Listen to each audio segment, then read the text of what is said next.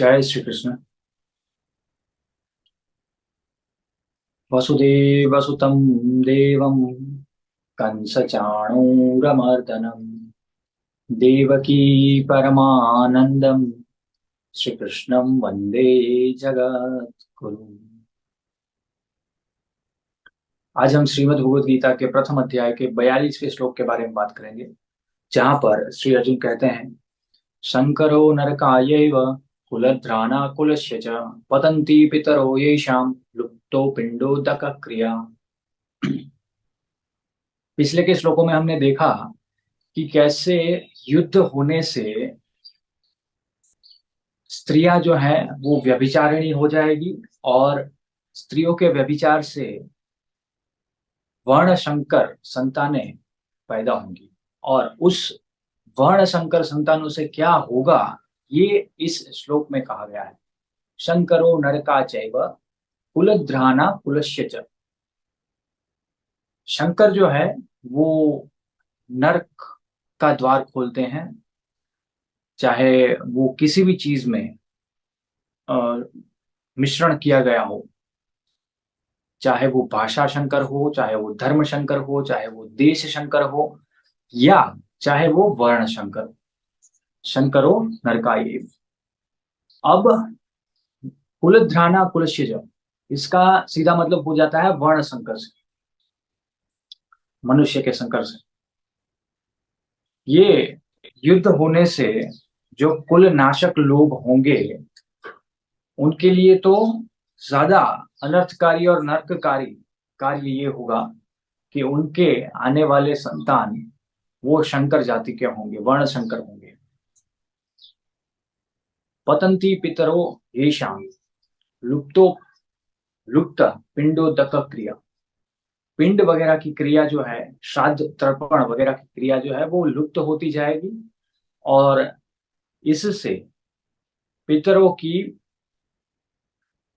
दुर्गति होती जाएगी, पतन होता जाएगा।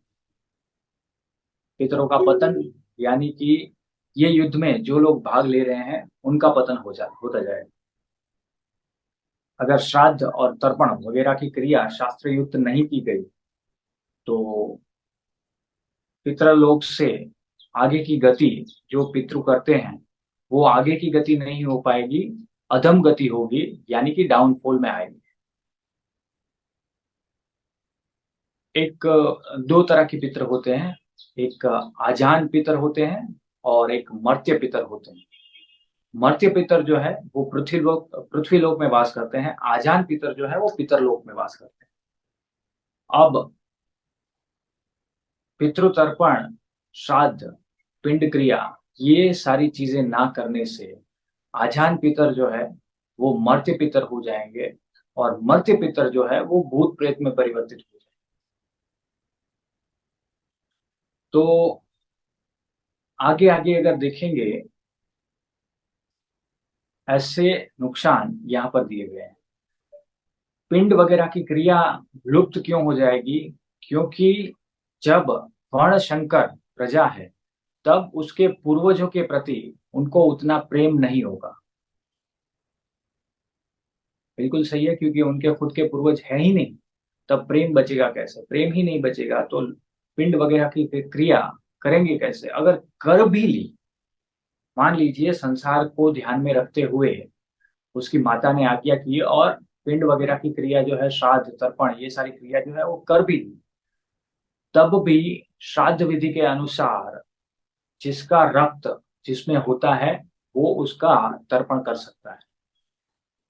तो वैसे भी अगर पिंड क्रिया करने के बाद भी पितरों तक उनका तर्पण पहुंचेगा ही नहीं, क्योंकि वो वर्ण संकर है, उस जाति का वो है ही नहीं। तो ऐसे युद्ध होने से वर्ण संकर प्रजा उत्पन्न होगी, और ये सारे लोग जो फिलहाल युद्ध कर रहे हैं सब नर्क का द्वार ही देखेंगे।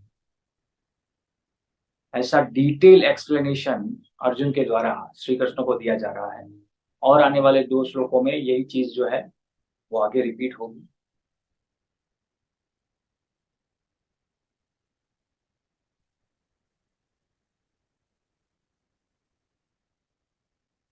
यस, और आने वाले 2 श्लोकों में यही चीज जो है वो आगे रिपीट होने वाली है, जहां पर वर्णशंकर से क्या क्या नुकसान समाज को हो सकते हैं, ये बात श्री अर्जुन श्री कृष्ण को कह रहे हैं। तो चलिए, अब यहाँ पर हम इस चीज को समाप्त करते हैं। और आज हमने ये चीज सीखी कि जितनी शुद्धता हम सब में होती है, उतना ही ज्यादा और बेहतरीन तरीके से हम कार्य कर पाते हैं, हमारे वंशज कार्य कर पाते हैं। जितनी अपवित्रता हम में प्रवेश कर गई, उतना ही आने वाले भविष्य में हमें खुद को ही नुकसान है।